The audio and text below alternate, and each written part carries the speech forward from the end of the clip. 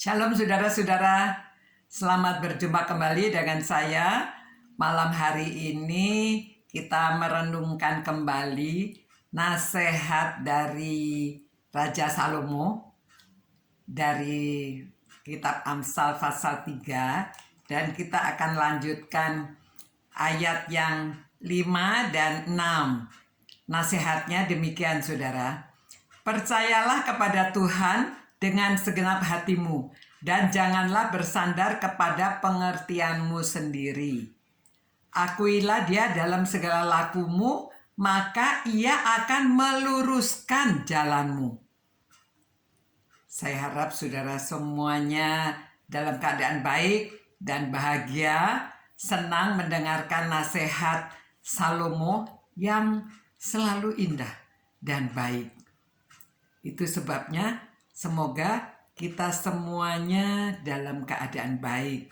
Saudara-saudara, jika ditanya, ya, kepercayaan kalian kepada Tuhan, kalau disuruh kasih angka 1 sampai 10, coba ayah percaya kepada Tuhannya di angka berapa? Ibu percaya pada Tuhan angkanya berapa? Anak-anak atau siapa di sini, ada kakek, ada nenek, opa, oma, percaya kepada Tuhannya sampai angka berapa kalau di antara 1 sampai 10? Ujiannya begini ya. Ada anak, ya salah satu anak A ingin bersekolah di sekolah X. Dia dan keluarganya tentunya berdoa, ya. Namun dia tidak diterima. Akhirnya dia bersekolah ke sekolah Y. Nah, kalau kita percaya kepada Tuhan dengan segenap hati, berarti seharusnya apakah A itu harus diterima di sekolah X, atau walaupun dia di sekolah Y, itu sudah merupakan pimpinan Tuhan. Kita tahu sekarang bahwa Allah turut bekerja dalam segala sesuatu untuk mendatangkan kebaikan bagi mereka yang mengasihi Dia, yaitu bagi mereka yang terpanggil sesuai dengan rencananya. Itu tulis Paulus. Kalau kita percaya bahwa semua itu Allah turut bekerja bersama-sama. Itu di Roma 8:28 ya. Maka kalau demikian A harusnya bersyukur mendapat sekolah Y dan percaya bahwa Allah ikut bekerja dalam segala sesuatu, karena Ia memberi sesuai dengan kebutuhan kita, bukan sesuai dengan keinginan kita. Perlu diingat ya, Tuhan memberikan sesuai dengan kebutuhan, bukan yang kita inginkan. Karena itu sebabnya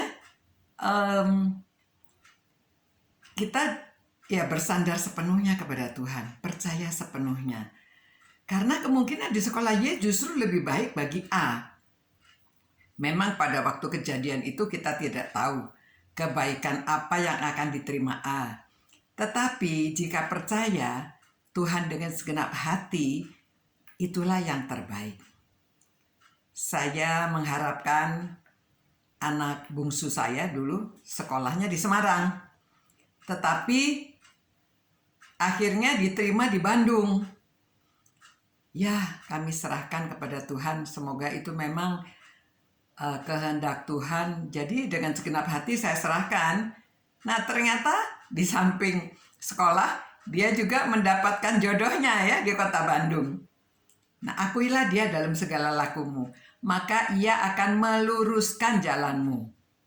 Jadi saudara, jika kita sudah berdoa dan hasilnya berbeda dari apa yang kita harapkan, percayalah kepada Tuhan dengan segenap hatimu. Jangan ngeyel, harus kemauan kita yang dikabulkan. Jangan sembarangan mengklaim Tuhan atas kemauan kita. Kalau dikabulkan, kita juga harus menanggung resiko sendiri kalau itu yang kita mau ya. Karena itu kemauan kita. Jadi ya, kalau apapun yang terjadi, ya itu resiko kita. Lagi pula, siapakah kita mengklaim Tuhan? Hati-hati, jangan menjadi pongah, merasa diri kita lebih hebat dan minta Tuhan melakukan apa yang kita mau. Tuhan tahu apa yang jauh di depan kita. Jarak pandang kita itu terbatas. Sama seperti mengendarai mobil, kita hanya bisa lihat sejauh lampu pada malam hari. Ya, maka serahkan pada Tuhan dengan segenap hati, maka jalan kita akan diluruskan. Jadi ingat, Tuhan memberikan kepada kita apa yang kita butuhkan, bukan apa yang kita inginkan. Petrus memberi nasihat, serahkan khawatirmu kepadanya, maka ia akan memelihara kamu. 1 Petrus 5:7 ya. Maka berdoalah dengan menyerahkan permohonan kepada Tuhan sesuai dengan kehendaknya. Tuhan Yesus saja waktu berdoa, dia minta kehendakmu lah yang jadi, bukan kehendakku. Kalau pada waktu itu cawan yang harusnya ditanggung oleh Tuhan Yesus disingkirkan oleh Allah, bagaimana? Kita tidak ada yang menebus dosa. Kita tidak bisa dapat hidup kekal. Jadi saudara, percayalah pada Tuhan dengan segenap hati. Jangan bersandar pada pengertianmu sendiri. Oke? Maka dia akan meluruskan jalanmu. Sekian, selamat malam. Tuhan berkati dan jaga saudara-saudara.